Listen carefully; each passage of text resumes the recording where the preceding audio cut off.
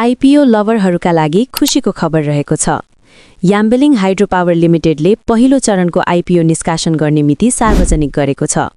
कम्पनीले पहिलो चरणमा नेपाल सरकारबाट श्रम स्वीकृति लिएर वैदेशिक रोजगारीमा रहेका लगानीकर्ता र आयोजना प्रभावित स्थानीयहरूका लागि आईपीओ निष्कासन गर्दैछ।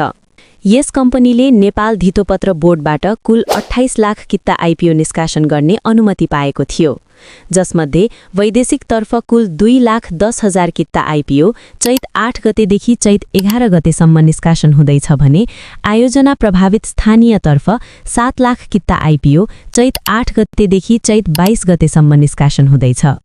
स्थानीयतर्फको आईपीओमा सिन्धुपाल्चोक जिल्ला जुगल गाउँपालिका वडा नम्बर 1 देखि 7 नम्बर वडासम्म बस्ने स्थानीयहरूले न्यूनतम 10 किता र अधिकतम 7,000 कितासम्म आवेदन दिन सक्नुहुनेछ।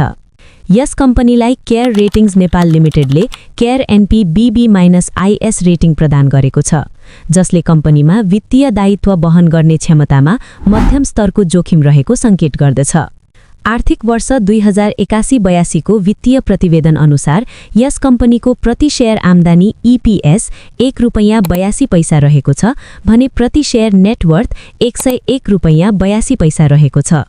कम्पनीले आईपीओ निष्कासन तथा बिक्री प्रबन्धकको रूपमा मुक्तिनाथ क्यापिटल लिमिटेडलाई नियुक्त गरेको छ भने यो आईपीओ प्रति किता ₹100 मा आवेदन दिन सकिन्छ। आईपीओ सम्बन्धी थप जानकारीका लागि हामीलाई फलो गर्न नबिर्सनुहोला।